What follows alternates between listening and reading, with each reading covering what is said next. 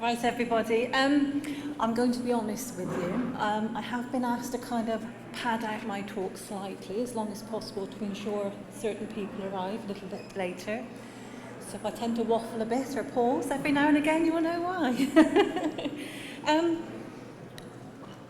What I'm going to do today, really, is give you it was meant to be a very brief talk for you today. So let's just start here. As you can see, we were established in 1986, so it is actually our 30th anniversary this year. And we are the only UK charity dedicated to improving the diagnosis, prevention and treatment of osteoporosis. And just to confirm, we do not get any government funding. We rely solely on public and private donations. I notice we've got two lovely cakes across the road there for later on for the celebrations here today, and no doubt as a charity we are very fond of cake, and there's going to be copious amounts throughout this year. In a nutshell then, what does the charity do? And this really is kind of top level stuff. I'm not going to go into all these areas because I know you're going to get another talk from Claire Sevenini in a short while. So what I'm going to do is just concentrate on this area, which is the area that I think where we can actually offer you the information and support that you need. And obviously I'm going to have to touch on this area because without fundraising we wouldn't be able to do all the work we do. Just to start off with some very basic facts, I think they're I'm not going to read them out, you can quite read them for yourself, but I like the one in the middle. 1 in 5 women who have broken a bone tend to break 3 more bones before they are diagnosed with osteoporosis. That's an area that the charity are working very, very hard on, and as I said, Claire will talk more about that for you later. One of the main areas of support and information we provide is our copious amounts of leaflets. I don't know if anybody of you have picked up this leaflet from the support group's display table, but this gives a list of all our leaflets that we provide. They are free. We do not charge for anything, not even for postage. Everything we produce is totally free to everyone. You'll also see around the edge there a number of specific fact sheets. Now these are more fact sheets on specific areas, whether that's drugs or celiac disease or anything like that. So although you've got the various information leads, the fact sheets are more specific on particular drugs or conditions related to osteoporosis. You will see the book in the middle, all about osteoporosis, again, which is free. That book has actually been simply just reviewed, rebranded and updated, and is now called All About Osteoporosis and Bone Health.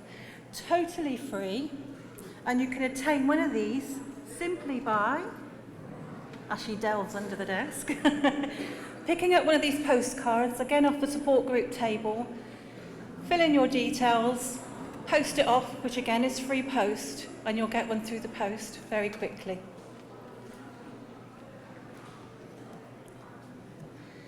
Our website is a font of information. If ever you've got an afternoon or two to spare, please do go have a look at our website.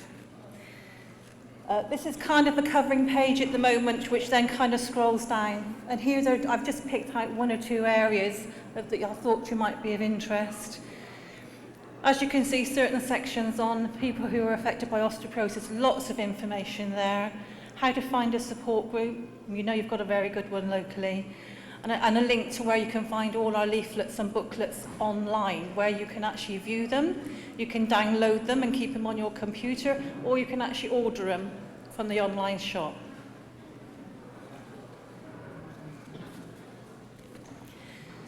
Another one of the services we provide for our members, or anybody really, you don't have to be a member to access any of our services, is our helpline, which is staffed by specialist osteoporosis nurses. It's a free phone number now. We're very proud to have a free phone number for the helpline. They're open every weekday from 9 until 5, apart from Tuesdays where they do a late shift from 11 a.m. to 7 p.m. And again, this is so that the people who are working or can't quite have the time to call during the day, actually get a late night so that they can contact the nurses. You can also communicate via email. And I wouldn't want you to think that the nurses, all they do is actually sit on the phone all day, because they do far more than that. They actually write all our information leaflets. They write articles for Osteoporosis News, which is our membership magazine. They write articles for magazines and newspapers. They still get letters. We still have a few letters coming into the office these days, so they still have to respond to letters of inquiries. And they do much, much more. They are a font of information, or are called on in many ways to speak or help. Just to give you a little input into the purpose of the helpline, they're there to provide information about osteoporosis and related issues, because obviously the majority of people with osteoporosis have other issues as well, other health conditions as well. So they do actually know how they kind of link in and affect one another. They're there to give unbiased, independent and up-to-date information. They have regular training sessions, regular update sessions, so that their information is always at the highest quality. They're also there to provide emotional support. Sometimes we get phone calls from people, they just want to talk. They want to talk through their condition, their way of life and their family. But they're mainly to allow callers to make informed choices about their own health and their treatments, enabling them to actually live the highest quality of life despite their condition or conditions. I just thought I didn't put this slide in, but I thought it might be interesting we did a report on the calls that the helpline took last year. And the most common topic for calls coming into the helpline by far were questions and queries around treatments. And I mean by far, that the actual difference was huge. And then coming behind that was around managing osteoporosis and pain. And then on a level pegging, we come into diagnostic tests, explanation of osteoporosis, nutrition, exercise and risk factors. But by far the most common theme or questions were around treatments, hence why we do the specific fact sheets around the treatments for osteoporosis. Another form of support for people with osteoporosis is obviously our support groups, and you've got an exemplary example here in Portsmouth. This is a very basic list of what support groups do, but the Portsmouth and Southampton group, they do far more than that. They're really very, very involved, very supportive of anybody in the area, whether that's patients, carers or health professionals. Become a member. Is this a form of support for you? Yes, I think it is. Yes, it is. There are many benefits to becoming a member of the Osteoporosis Society, which I'll cover in just a moment. And for £18 a year, that's all it is for being a member of the Osteoporosis Society. And you can actually break that down into direct debits at £1.50 a month if you so wish. And if you'd like to join up today, again, I love these little postcards. I haven't got any more down here, honestly. If you pick up one of these postcards from the charity display, you can actually get £5 off your first year, which actually brings it down to £13 for your first year. But also by becoming a member, you actually help us as a charity. You help us, you support the work that we do, help us fund research, but most importantly, you add your voices to our campaigns, because the more members we have, the more shout we have when we're talking to key decision makers. So what are the member benefits? What do you get for becoming a member? Well, you get your welcome pack, which actually includes your All About Osteoporosis and Bone Health booklet. You get Osteoporosis News delivered to your door 4 times a year, which keeps you up to date in the field of osteoporosis. So anything's happening, it'll be in here. And there's a nice case studies, question and answer sessions and things like that that are included in here, and also some useful helps and tips. Exclusive members offers, also part of the membership, and I'll cover those in just a moment. There's also access to a specific member section on our website. also says there are local support, with a network of support groups. Well, I'm sorry, you do not have to be a member of the charity to go to a support group. Anybody can attend one of our support group meetings. However, some of them will charge an entrance fee, or sometimes some of them will actually charge an annual membership fee, but that's basically because they are self-funding. They have to fundraise in order to put on these meetings, and that's just to cover their costs. But you do not have to be a charity member to attend. Here are some of the exclusive members' offers. These are provided by third parties for the products. They're all individual, so these are all on the website to access once you become a member. So if you are a member, just kind of delve in and have a look and see what's available. If you don't have access to the website, just give the charity a call, speak to our membership department, and they can explain it all to you.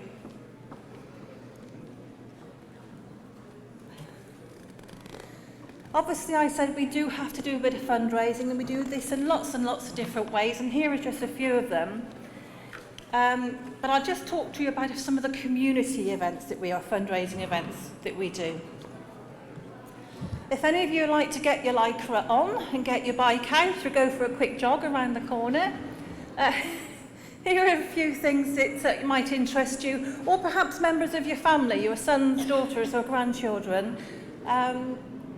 These events, these are just a small snippet of what's available. There's lots more information on our website. And anybody who's actually partaking in one of these events for the charity are fully supported by our fundraising team all the way through. And again, if anybody's interested, again, just contact the charity direct.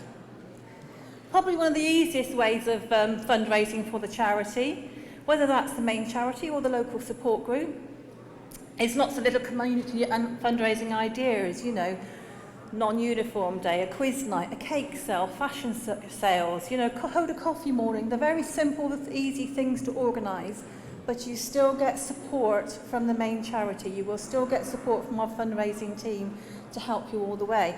They've actually just developed a wonderful little fundraising pack, and you've got things like template posters, invitations, lots of ideas within that. And if you'd like to have a look at the fundraising pack, again, they will have that on the support group display table in the other room. One of the best days to actually do some fundraising is World Osteoporosis Day. It's the same date every year, 20th of October. Would you believe that's a picture of some of our members of staff? Because we all go orange in Camerton. And believe it or not, they are actually meant to be dressed as carrots, I believe that. Finally, and really just to kind of reiterate 3 points before I move on. Consider becoming a member of the charity. For yourself, in order to keep updated on information around osteoporosis, but also to help the charity do the work that we do. If you do nothing else, get the book all about osteoporosis and bone health. It's a vast amount of information in there condensed into one book. Pick up a publication order form, look at the fact sheets and see what different areas that they cover. Again, all free for you to order. Don't forget your local support group. Portsmouth and Southampton support group have regular meetings. They will have their programmes on their table outside. Pick one up. Support your local group. They're there for you. And finally, if you do need help, if you do need information, if you do need to talk to somebody, we are there for you. Call us. We would love to hear from you. Thank you.